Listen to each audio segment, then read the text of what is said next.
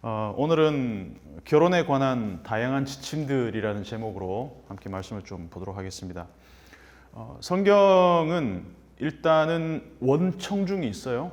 그 당시에 그 시대의 사람들에게 하나님이 먼저 말씀을 하시고, 그리고 또 모든 세대에 지금 우리에게도 말씀하시는, 그러니까 특수한 한 시대에 말씀하시고 보편적인 세대에게 모두에게 말씀하시는 분, 특수성과 보편성이 있다. 항상 우리가 그 균형을 갖고 성경을 볼 필요가 있습니다. 2000년 전에 유럽에 살았던 사람들의 모습이나 지금 우리가 사는 이 모습이나 인간이라는 존재의 어떤 그런 공통분모들은 다 있을 거라는 거죠. 그때나 지금이나 사람들은 다 자기 잘난 맛에 살고 내가 지혜롭다고 생각하고 스스로 교만해지는 그런 모습들이 있었고, 또 그때나 지금이나 다 인간의 어떤 기본적인 욕구들은 다 있었을 테고, 그리고 그때나 지금이나 결혼하고 또 헤어지고 또 독신으로 사는 사람들도 있고, 그 음행의 문제 아니면 지혜의 문제, 결혼의 문제, 그때는 맞고 지금은 틀리다, 이런 어떤 특수한 상황에서는 이게 잘 어떤 그때 시비 맞고 틀리다가 이렇게 다른 적용들이 될 수도 있지만은, 보편적인 진리들은 그때나 지금이나 사실 크게 다르지 않다는 면에서는 우리가 적용점을 같이 볼 필요도 있습니다. 특별히 바울은 결혼 문제를 언급하면서 각자가 처한 상황들이 있잖아요. 환경도 다 다르고 그걸 감안하기 때문에 어떤 하나의 절대적인 정답을 내놓지는 않습니다. 특히 이런 문제에 있어서는 음행을 피하라, 이거는 당위의 문제잖아요. 이거는 누구는 음행을 해도 좋고 누구는 피해야 되고 이런 문제가 아니라 반드시 해야 되는 문제에 있어서는 절대적인 명령이 일어나겠죠. 예외 없이 단호하게 명령을 합니다. 음행을 피하라. 근데 결혼과 관련된 문제에 있어서는 바울 자신이 이미 일단은 미혼이잖아요. 결혼을 하지 않은 미혼입니다. 그래서 미혼인 입장에서 먼저 말하고, 사별한 과부들, 기혼자들, 또 불신자와 결혼한 사람들, 이혼한 사람들, 여러 상황과 조건에 처해 있는 사람들에게 다양한 방식으로 조언을 해 나간다는 것입니다. 8절 9절을 보면 결혼하지 않은 자들과 과부들에게 이르노니, 자 8절 9절 다시 한번 읽어보겠습니다. 시작. 내가 결혼하지 아니한 자들과 과부들에게 이르노니 나와 같이 그냥 지내는 것이 좋으니라. 만일 절제할 수 없거든 결혼하라. 정욕이 불같이 타는 것보다 결혼하는 것이 나으니라. 요즘은 남녀가 결혼하는 연령대가 좀 비슷하잖아요. 많으면 한 3, 4살 차이, 5, 6살 차이도 있고, 보편적으로는 한 2, 3살 정도 이렇게 차이 나는 동갑 결혼도 많이. 근데 이 당시만 하더라도 여자가 아이를 가질 수 있는 나이만 되면 결혼했습니다. 우리도 옛날에 그랬잖아요. 그러니까 남녀의 나이 차가 상당히 컸을 거라는 그런 추측들을 합니다. 남편이 20대 중반인데 아내는 10대 초반이었다. 그러면 확률적으로 여자가 남자보다 오래 살 가능성이 높잖아요. 그럼 본인의 어떤 의지와 상관없이 자연스럽게 이런 나이에 과부가 되는 여자들이 많았다는 거죠. 아직 젊은 나이에 과부가 되었다는 말은 여전히 아이를 낳을 수 있는 어떤 호르몬이라든가 몸 상태가 준비가 되어 있는, 그래서 언제든지 아이를 낳을 수 있는, 그래서 다시 결혼할 수도 있는 신체적 조건이 갖추어진 여자들이 꽤 많았다는 겁니다. 그러니까 실제로 당시 로마 그리스 문화에서도 젊은 과부의 재혼의 어떤 그런 퍼센트가 굉장히 퍼센티지가 높았다라는 어떤 그런 학자들의 연구 결과가 있습니다. 바울도 결혼을 안 했기 때문에 결혼을 하지 않은 사람들의 입장을 누구보다 잘 알았을 것 같아요. 근데 결혼하지 않은 상태거나 과부가 된 사람들이 만약에 어떤 성적인 욕구에 대한 절제가 가능한 사람들이면 결혼하지 않는 것도 좋다, 이렇게 얘기합니다.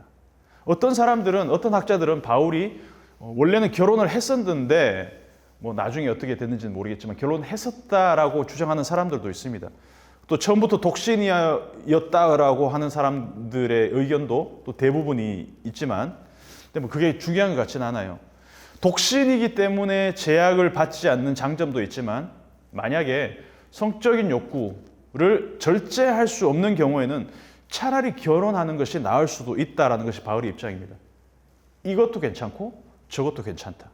이게 바울의 입장입니다.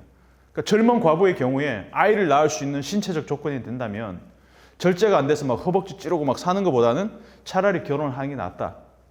그러니까 절제로 번역된 이 엥그라티오마이라는 단어를 바이블 웍스로 찾아보니까 고린도 전서에만 2번 나옵니다.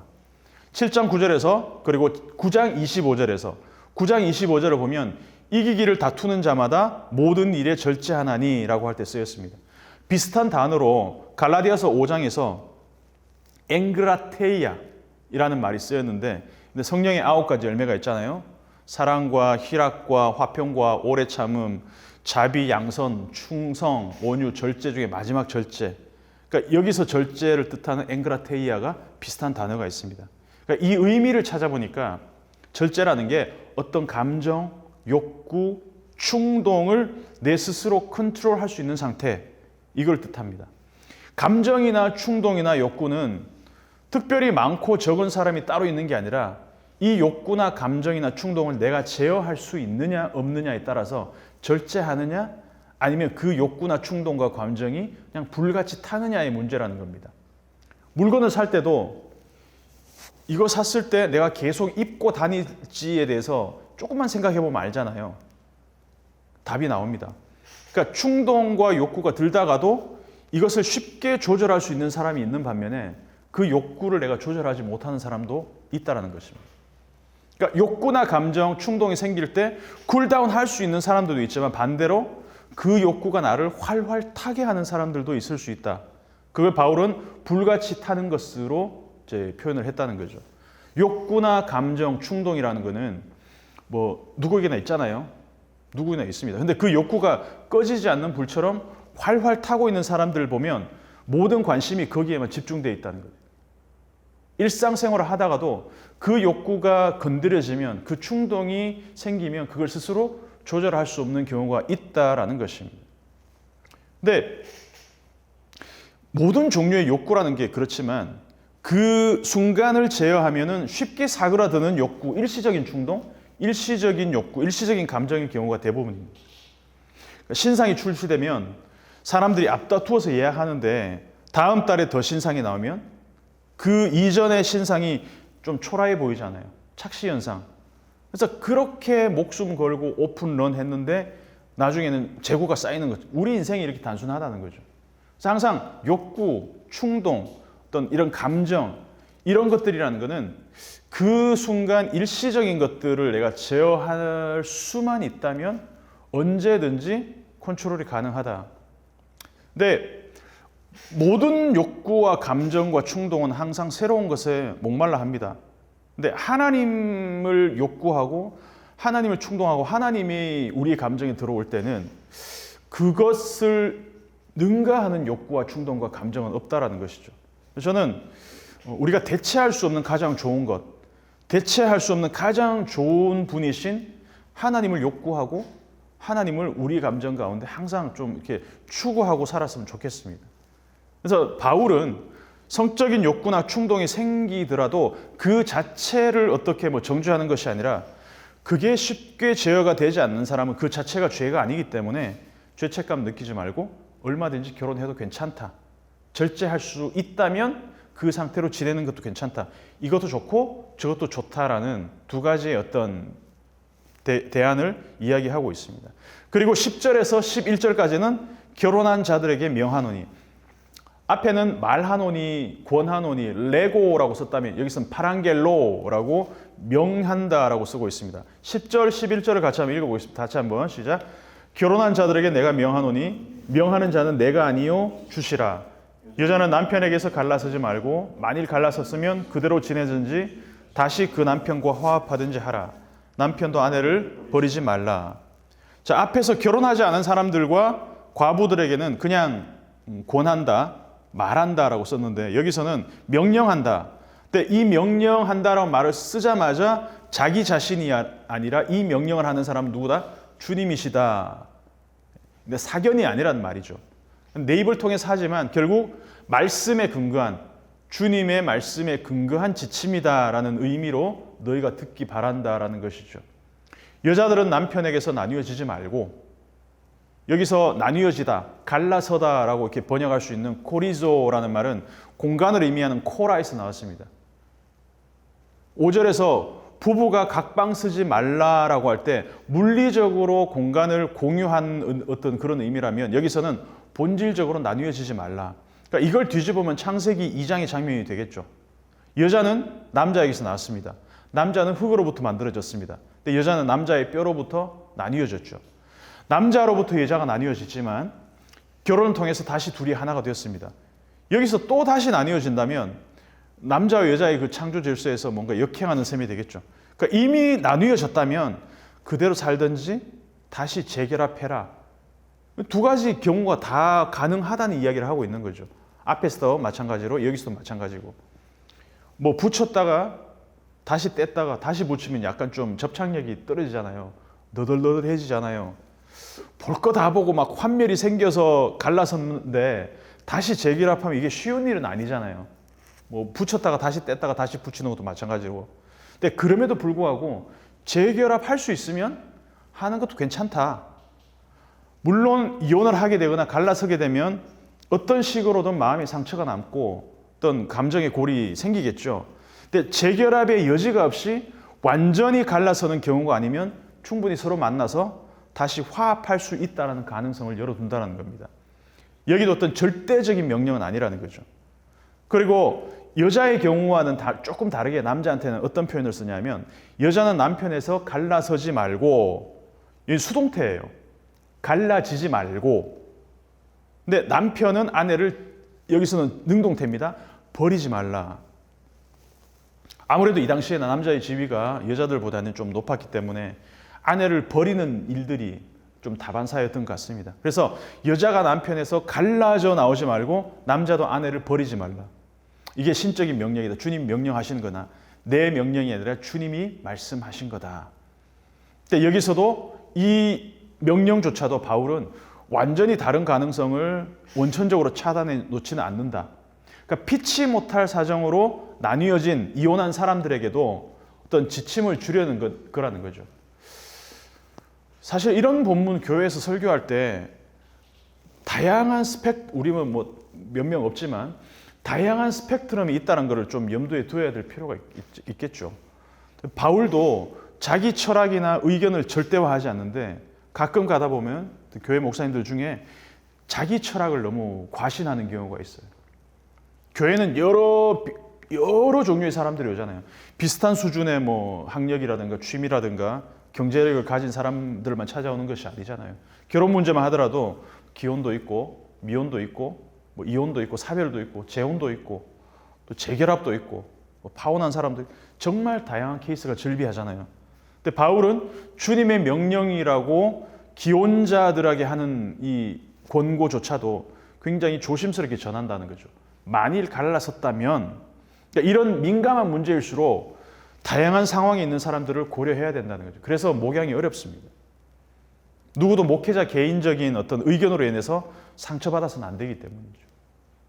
특별히 이런 문제에 있어서는. 그러니까 이미 갈라섰더라도 다시 합칠 수 있는 옵션이 있고 그냥 그대로 지내는 방법도 있다. 여기서도 다양한 수의 경우를 고려했다는 것이죠. 그러니까 결혼 문제처럼 다양한 환경에서 다양한 선택을 하는 경우는 어떤 해결책도 절대화하지 않는 게 중요하다. 심지어 주님이 명령하신 거라 해도, 자 12절에서 16절까지는 내가 그 나머지 사람들에게 말을 한다. 여기서 다시 말한다. 명령에서 레고로 바뀌었습니다. 이혼한 사람들, 기혼자들, 과부들에게 당부했다면 그 외의 경우들. 자 12절은 또 주님의 명령이 아니라 바울이 개인의 의견이라는 것도 미리부터 밝히고 있습니다. 이는 주의 명령이 아니라 내가 말하노니 이렇게 얘기합니다. 이번엔 믿지 않은 사람들과 불신 결혼을 한 경우가 되겠죠. 그러니까 남자가 믿고 여자가 불신자인 경우, 반대로 여자가 믿고 남자가 불신자인 경우 공통적으로 함께 살고 싶어 하면은 버리지 마라. 자 14절을 보면 불신자 남편이나 아내가 믿는 남편이나 아내 때문에 거룩하게 되기도 한다는 뜻입니다. 한번 읽어볼까요? 12절, 13절 같이 한번 읽어보겠습니다. 시작.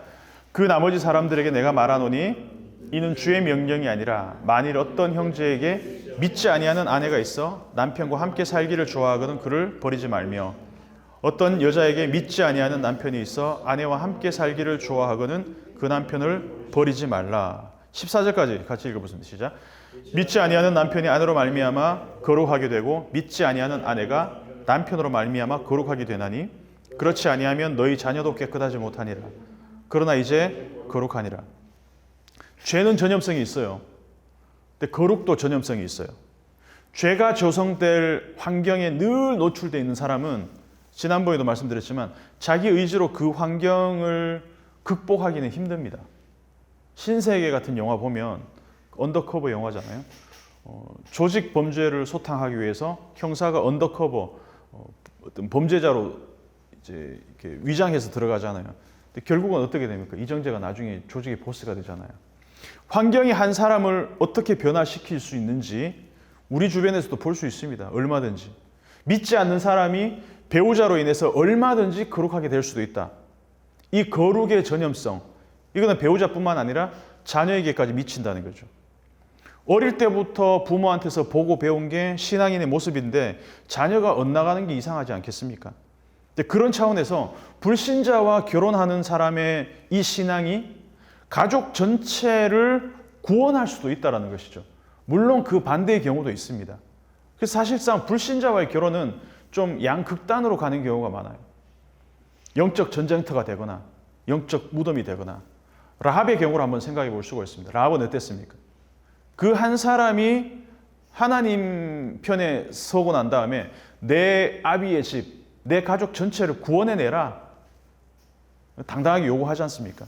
라합처럼 내 가족을 위해서 그냥 내 목숨을 걸 정도가 아니면 사실 불신자와 결혼하는 게 쉽지 않은 결정이 될 수 있다. 이걸 지금 염려를 하고 있는 것이죠. 15절, 15절 같이 한번 읽어보겠습니다. 시작. 혹 믿지 아니한 자가 갈리거든 갈리게 하라. 형제나 자매나 이런 일에 구애될 것이 없느니라. 그러나 하나님은 화평 중에서 너희를 부르셨느니라. 이 말을 오해하면 불신자가 같이 살고 싶지 않다. 같이 살기 싫다고 얘기하면 아싸 안 그래도 같이 살기 싫은데도 잘 됐다. 울고 싶었는데 뺨 때려주는 걸로 이렇게 해석할 수 있는 그런 뜻이 아니라는 거예요. 불신자 스스로 헤어지자고 하는 것에 대해서 내가 어떤 죄책감이나 책임감 때문에 자책할 필요가 없다는 거죠. 혹 나 때문에 실족한 거 아닐까? 내가 좀 더 신앙인다운 모습을 보였다면 헤어질 결심을 하지 않았을 텐데 자책하지 않아도 된다는 것이죠. 물론 그 와중에도 하나님은 우리를 화평 가운데로 화평케 하라고 부르셨다는 것이죠. 16절 다시 한번 읽어보겠습니다. 16절 시작. 아내 된 자여 네가 남편을 구원할는지 어찌 알 수 있으며 남편 된 자여 네가 네 아내를 구원할는지 어찌 알 수 있으리요. 이 어찌 알 수 있으며 어찌 알 수 있으리요. 저는 이 두 구절을 딱 보면서 요엘서가 생각이 나고 요나서가 생각이 났습니다. 그러니까 히브리 선지자들이 이런 표현들을 좀 많이 썼어요. 누가 알겠냐? Who knows? 누가 알겠냐?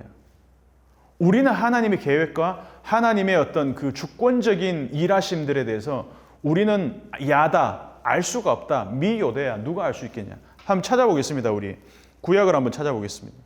요나서부터 한번 찾아볼게요. 3장 9절. 요나서 3장 9절. 그러니까 요나를 읽어보면 요나가 니느웨에 하나님의 심판을 선포하잖아요. 근데 니느웨 사람들이 말도 안 되게 어떻게 다 회개해버립니다. 그때 니느웨 사람들이 했던 말을 한번 읽어보겠습니다. 3장 9절 요나서 시작. 하나님이 뜻을 돌이키시고 그 진노를 그치사 우리가 멸망하지 않게 하시리라. 그렇지 않을 줄을 누가 알겠느냐 한지라. 미 요대야. 누가 야다 하겠느냐. 이게 한 사람의 구원에 있어서 야다는 하나님의 영역이라는 것이죠. 구원은 하나님께 있다. 우리가 그냥 할 일은 그냥 우리의 할 일을 하는 것이다. 혹시 회개하면 우리같이 악한 짓만 저지르고 살았던 그 이방인들, 니느웨 사람들도 구원해 주실지 누가 알겠어. 근데 그 뒤에 보면 10절에서 곧바로 나옵니다. 어떤 결과가 나오는지. 같이 한번 읽어보겠습니다. 시작. 하나님이 그들이 행한 것, 곧 그 악한 길에서 돌이켜 떠난 것을 보시고 하나님이 뜻을 돌이키사 그들에게 내리리라고 말씀하신 재앙을 내리지 아니하시리라. 누가 알겠느냐? 옷을 찢고 왕부터 짐승들까지 회개했는데 하나님이 실제로 구원하시더라는 것이죠. 니느웨를. 요엘서 2장을 한번 찾아보겠습니다. 요엘서 2장. 요나에서 가깝습니다. 2장 13절, 14절을 한번 찾아서 같이 읽어보겠습니다. 구약성경 1272페이지. 요엘서 2장 13, 14절 같이 한번 읽어보겠습니다. 시작. 너희는 옷을 찢지 말고 마음을 찢고 너희 하나님 여호와께로 돌아올지어다. 그는 은혜로우시며 자비로우시며 노하기를 더디하시며 이내가 크시사 뜻을 돌이켜 재앙을 내리지 아니하시나니 주께서 혹시 마음과 뜻을 돌이키시고 그 뒤에 복을 내리사 너희 하나님 여호와께 소제와 전제를 드리게 아니하실지 누가 알겠느냐. 미 요대야 똑같이 쓰였습니다. 하나님이 어떻게 하실지는 알 수 없다. 그러나 우리가 할 수 있는 것은 최선을 다해서 해야 된다. 구원은 하나님의 영역입니다. 근데 그럼에도 불구하고 우리가 만약에 불신자와 결혼을 하게 되었다면 그 선택이 어떻게 되든지 그것에 대해서 우리가 뭐라고 정죄할 것이 아니라 하나님이 하실 일을 기대하자는 것이죠. 바울은 결혼 문제와 같은 인생의 중대사에 있어서도 자기의 의견도 제시하고 주님의 명령도 제시합니다. 근데 그걸 절대화하지 않습니다. 주님의 명령이라 할지라도 그것 때문에 누군가 정죄될 상황을 만들지 않습니다. 이미 벌어진 일이라면 교회에서 결혼이라는 문제에 있어서 다양한 포지션에 처한 사람이 많잖아요. 기혼도 있고 미혼도 있고 이혼한 사람, 사별한 사람, 불신자와 결혼한 사람들. 청년들 불신자와 결혼하겠다고 또 와서 막 어떻게 해야 되냐 이렇게 또 뭐 상담 오는 사람도 있을 수 있고 왜 믿지 않는 사람이라면 결혼하려 하느냐. 또 이혼의 문제에 있어서 예수 믿는 사람은 절대로 이혼하면 안 돼. 뭔가 절대화된 것들. 물론 당위의 문제에 있어서는 음행을 피하라. 이런 문제는 다른 가능성이 없습니다. 그죠? 근데 이런 문제, 결혼과 같은 문제에 있어서 성경에 독신은 안 된다고 했어. 결혼해서 가정을 꼭 이루어야 돼. 이런 문제에 있어서조차도 단정적으로 문제를 이렇게 어떤 출구를 열어놓지 않은 것은 조금 문제가 있을 수 있다는 것이죠. 바울조차도 이런 식의 단정적인 유일한 메뉴를 내놓지는 않는다는 것이죠. 이런 문제에 있어서는. 다양한 입장, 다양한 상황에 처한 사람들이 각자의 상황에 맞게 그 상황에서 이미 일어난 일이라면 그 상황에서 어떻게 하나님의 뜻을 이루어갈 것인가 살아갈 수 있는 삶의 지혜들을 탄력 있고 지혜롭게 나눌 수 있는 저는 우리 교회가 일상교회가 그러한 문제에 대해서 하나님이 어떻게 바울이 어떤 입장으로 지혜롭게 우리에게 말하고 있는지 한번 들여다볼 필요가 있다고 생각을 합니다.